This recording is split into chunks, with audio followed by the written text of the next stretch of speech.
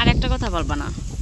আসসালামু আলাইকুম, আশা করি সবাই ভালো আছেন। আজকের ব্লগটা শুরু করলাম সকালবেলা। আমার আব্বাজান কিন্তু গরুর দুধ দোয়াইতে আছে।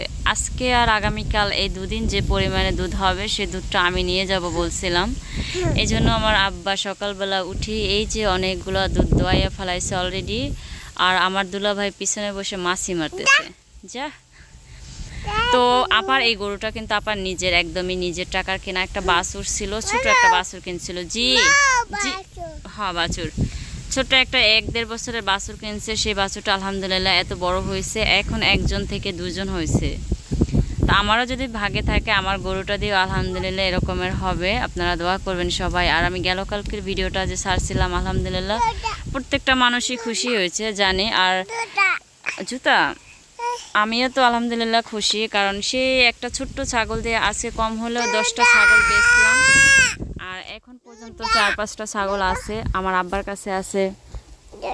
আমার আম্মুর জুতা পায় দাও, আম্মুর জুতা পায় দাও, এই আর কি। তো সব কিছুই হচ্ছে চেষ্টা। আর আমার গরুটা হচ্ছে একটু অসুস্থ, সে আজকে প্রায় 1 সপ্তাহ ধরে। তো দুঃখিত আমি, সাফওয়ান হচ্ছে আমার কাছে বসে আছে। আর দক্ষিণে একটা বাতাস, এত পরিমাণে বাতাস যা শন শন শব্দ করে আমারই উড়ায় নিয়ে যেতে আছে। জানি না হয়তো স্পষ্ট শব্দটা আপনারাও পাইতে পারেন। কাছি নাই আব্বা। তো আমার গরুটা হচ্ছে অসুস্থ, ওর আজকে প্রায় 1 সপ্তাহ আগে থেকে চোখ দিয়ে পানি পড়ে। তো চোখ থেকে পানি পড়ে অনেক, এই জন্য আমরা জারাফোড়া করছিলাম কিন্তু কমতেছে না। এই জন্য ডাক্তারের পরামর্শ নিলাম, যেহেতু আমার গরুটা গাভীন, সেজন্য ডাক্তার বাড়িতে আসছে। আর আসার পরে ওরে দেখে ড্রপ দিল একটা, আর 3টা ইঞ্জেকশন করছে। তো আমার গরুটা আলহামদুলিল্লাহ সে অনেক চঞ্চল আছে। প্রথমে ডাক্তারে ধরতে যাওয়া, ডাক্তারে প্রথমে একটা যেই লাথি দিছিল আমরা ভয় পাইছিলাম যে ডাক্তার মানে অনেক ব্যথা পাইছে। পরে বলতেছে না সমস্যা নেই। তো যাই হোক, গরুটার জন্য দোয়া করবেন। আর এই গরুটা হচ্ছে আমার অনেক কষ্টের, আমার অনেক পরিশ্রমের, আমার শরীরে রক্ত পানি করে দেওয়া এই গরুটা। তারপরে বলতে পারেন আমার 2 বেলা খাইছি, 1 বেলা খাইনি। এভাবে করে কিছু টাকা সঞ্চয় করছিলাম, সেই টাকা দিয়ে অনেক টাকা মানে পুরাইছি। হ্যাঁ, নিজে কাজ করছি, নিজে কিছু টাকা আপনাদের ভাইয়েরা না বইলা জমাইছি, তারপরে না খাওয়া এটা সেটা অনেক কিছু দিয়ে তারপরে গরুটা কিনছিলাম। তো যাই হোক আলহামদুলিল্লাহ এমনিতে ভালোই আছে। আর যেহেতু গাভীন সেজন্য বেশি ভয় লাগে। তো ডাক্তার বলতেছে যে ঠিক হয়ে যাবে, সমস্যা নয়। কারণ এরকমের আজকাল একটা ভাইরাস বের হয়েছে, প্রত্যেকটা বাড়ির ভিতরে এরকমের হয়, প্রত্যেকটা গরুরই। তো এটা ঠিক হয়ে যাবে ইনশাল্লাহ। তো দুপুরে রান্নাবান্না বসাই দিলাম, এখানে আপা চুলা জাল দিতেছে। আর আমি হচ্ছে গিয়ে একটু অবসর সময় ছিল, সেটাতে আম কাইটা নিলাম। এই আমটা হচ্ছে মোটামুটি বেশ ভালোই পাকনা, আর চুকাও লাগে একটু, অত বেশি চুকা না। দেখা যায় একটু লবণ দিয়ে খাইতে বেশ ভালো লাগে। তো লবণ আর মরিচ দিয়ে আমটা মাখাইতেছি। আর দুপুরবেলা এমনিতেই তো প্রচুর গরম পড়ে, গরমের ভিতরে খাইতে বেশি একটা ভালো লাগে। তো ভাইয়া আমগুলো আনে ঠিকই, ভাইয়া একদমই খেতে পারে না। ভাইয়া কাজে থেকে যখনই আসে তখনই গাছ থেকে পায়রাও নিয়ে আসে, গাছের তলার থেকে টুকায়াও নিয়ে আসে। আর যেহেতু যেই ঝড় বৃষ্টি যাইতেছে আপনারা তো দেখতেছেন, টের পাইতেছেন, সেই ঝড় বৃষ্টিতে এমনিতেও আম অনেক পড়ে নিচে, সে আমগুলো টোকালে অনেক আম হয়। তো ভাইয়া আসলো, সে আম সবাই মিলে দুপুরে খাইলাম। আপা আলু সিদ্ধ করছে রান্নার ফাঁকে। সাফওয়ান এখানে বসে একটু দুষ্টামি করতেছে রোদের ভিতরে। ভাইয়া আর আপা দুজন মিলে একটা চাল বানতেছে এটা সামনে দেওয়ার জন্য। সামনে বলতে আপা যেখানে রান্না করে সেইখানে কাগজ আছে অনেকটা পরিমাণে, যদি একটু চাল বাইন্দে দেয় তাহলে দেখা যায় কি যে পানি আর পড়বে না, ভালো হবে। তো আপার একটা ট্রাং ছিল, অনেক বড় একটা ট্রাং। আমি এই ট্রাংটা এতবার আসছি দেখি নাই কখনো, কারণ এই ট্রাংটা ছিল মাচার উপরে। সাফান পড়ে যাবে আব্বা, এখানে আসো। মাচার উপরে ছিল। তো হঠাৎ করে আমি আসার পরে আপা বালিশ নামাইতে যখন উপরে ওঠে, তো আমি দেখি যে বালিশ উপরে থেকে নিয়ে আসে। তো আমি বললাম যে কির ভিতরে রাখছেন? তো বলতেছে কি আমার ট্রাং আছে না। আমি কি ট্রাং থাকলে তাহলে উপরে কেন রাখছেন? নিচে রাখেন, দেখতেও ভালো লাগবে, সচরাচর আপনার জন্য সহজ হবে। যে কোনো সময় যে কোনো একটা জিনিস আপনি রাখতে পারবেন, উঠাইতে পারবেন। এই একটা বালিশের জন্য আপনি উপরে উঠছেন, কতটা কষ্ট হয়েছে বা সময়েরও আছে, একটা ব্যাপার আছে। তো আপা সত্যি ট্রাংটা বের করছে মাচার থেকে, অনেক কষ্ট করে নামাইছি প্রায় 3-4 জন মিলে, কারণ ট্রাংটা হচ্ছে অনেকটা পরিমাণে বড়। তো ওই ট্রাঙের ভিতরে এই কাঁথা বালিশ তারপরে কম্বল লেপ অনেক কিছুই ছিল। তো সেগুলো আমি বের করলাম, বের করার পরে এখন একটু মশার জন্য পানি আনতে গেছে আপা, কারণ এটা ময়লা পড়ছে অনেক। যে হিসেবে মাছার উপরে ছিল সেই হিসেবে আবার অনেক কম ময়লাই পড়ছে। আমাদের নিচে একটা মাল জিনিস থাকলে সেটাই, জি মা দেব, দেখা যায় সেটাই ময়লা পরে ভরে থাকে। আর এটা উপরে ছিল সেই হিসেবে একদমই ময়লা ছিল না। তো মইছা নিতেছে, আমি পাংখাটা সাইডে দিছি, ওটার বাতাসে শুকায় যাবে ইনশাল্লাহ। তারপরে সব তাকে তাকে করে গুছায় রাইখা দিব। তাহলে দেখা যায় ওগুলো ভাজে ভাজে গুছায় রাইখা দিলে লেপটানি দিয়ে যদি রাখে অনেক সুন্দর থাকে, আর দেখতেও ভালো লাগে, ঘ্রাণও আসে অনেক সুন্দর আর কি। তো যাই হোক, আপার ঘরে কিন্তু অনেক কিছুই আছে, অনেক মাল জিনিসই আছে, কিন্তু বোঝা যায় না। যেমন আমাদেরটা আমরা যেভাবে করে গুছায় রাখতে পারি, আপা তো সেই সুযোগ হয় না, সেই সময়টুকু পায় না, সেজন্য দেখা যায় ওইভাবে করে দেখানো হয় না। তো এত বড় একটা ট্রাঙ্ক আলহামদুলিল্লাহ, তো এটার ভিতরে কিন্তু অনেক কিছু রাখা যায়, তো সেটার উপর উঠে রাখছে বুঝেন। তো আচ্ছা, এখন আমরা এই ট্রাঙ্কটা গুছাই, একটা একটা করে সব আপা গুছাইতেছে। আমার ছেলে কোনোটাই করতে দিতে চাইতেছে না।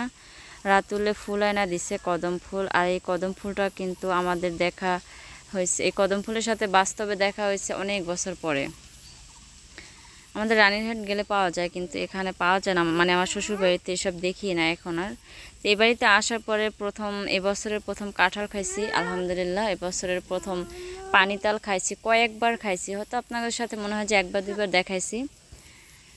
আর এবছরের প্রথম সেই গাব খাইছিলাম, আর গাবটা ছিল খাওয়া অনেক বছর আগের, কবে শেষ খাইছিলাম সেটা আমাদের মনে নেই। তো এবছরের প্রথম আবার খাইলাম আলহামদুলিল্লাহ। এই বাড়িতে আসার পর অনেক কিছুই খাইলাম, নানান রকমের পিঠা, তারপরে নানান রকমের জিনিস আর কি। তো দুপুরের পরে আপার সাথে একটু আড্ডা দিতে আসছিলাম মাচার উপরে। সেই মাচার উপরে আইসা দেখি অনেক মানুষ। আমরা আসছিলাম একটা কাঁথা নিয়ে, যে একটু কাঁথা সেলাই আর আপার সাথে একটু গল্প করি। সাথে তো আমাদের সাফওয়ান বুড়া আছেই।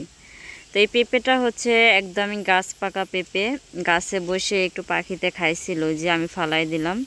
তো এই পেঁপেটার জাত এত ভালো, আমরা আসার পরে আরও, আমার শব্দ করে না, আরও কয়েকটা পেঁপে খাইছিলাম, এত ভালো লাগছে, প্রচুর মিষ্টি আর ঘ্রাণও আছে অনেক। তো কাটতেছি, আমরা যখন কাটতে বসছিলাম তখন মানুষ বেশি ছিল না। আর একজন দেখে আব্বুটা কি হাতে ফালাই দাও, আর এখন একজন একজন করতে করতে কিন্তু প্রায় 6-7 জন মানুষ হয়ে গেছে। তো যাই হোক, খাবার দাবার হচ্ছে রিজিকের ব্যাপার, যা রিজিকে থাকবে সেই খাবে, এটা হচ্ছে বড় কথা। যদিও পেঁপেটার দাম 150 টাকা, 120 টাকা, 30 টাকা, আসলে টাকাটা বড় না। সেই হিসেব যদি করতাম তাহলে আর এখানে নিয়ে আসতাম না, তাই না? যেহেতু মানুষ আসে বেশি, এক পিস করে খাবো, তাও শুকরিয়া আলহামদুলিল্লাহ। তো আমি কাটার পরে সবাই একটু একটু করে দিতেছি। সাফওয়ান আন্টিরা পচা বলবে তোমারে, একটু একটু করে সবাই দিতেছি। কাকিরে দিলাম, আপা আবার কাকির মাথায় উকুন আনতেছে, সেজন্য আর আমি ওদিকে ক্যামেরাটা ধরে নেই। তো আপনাদের কাছে বললাম যে আমি কারে দিলাম, কে নিল, সেজন্য আর কি বললাম। তো উপরে আছে মারুফ, আবু বক্কর, আমার কাছে এপাশে আছে রাতুলের কাছে আছে শাকিলা, সাফওয়ান, আমি, এই আর কি। তো যাই হোক, আমরা পেঁপেটা কাটি আর সবাই মিলে খাই আর একটু এনজয় করি, কারণ এই সময়গুলো আসলে সব সময় থাকবে না। হয়তো আমরা কেউ কেউ এর ভিতর থেকে, সাফওয়ান এত শব্দ করে না বাবা, তোমার আব্বু কি এখানে? তোমার আব্বু ওদিকে আছে, খুঁজে নিয়ে এসো, যাও যাও, দূরে যাও।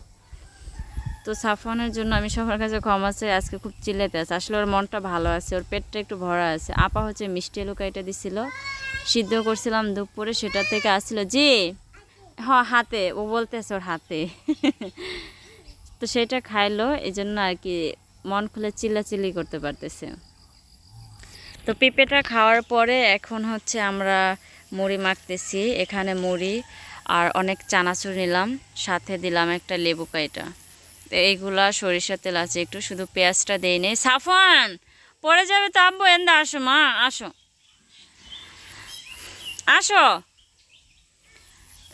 তো এগুলো দিয়ে আমরা এখন সবাই খাইতেছি আর ভাগাভাগি করতেছি, অনেক কথা বলতেছি, অনেক সময় পার করলাম। তো ভাবলাম যে সময় যেহেতু এখনও অনেকটা পরিমাণে আছে, তো এই সময়টা আপুর আর একটু কাজ করে দিই। আসার পরে তো অনেক কাজই করলাম, অনেক কিছুই গুছাইয়া দিলাম।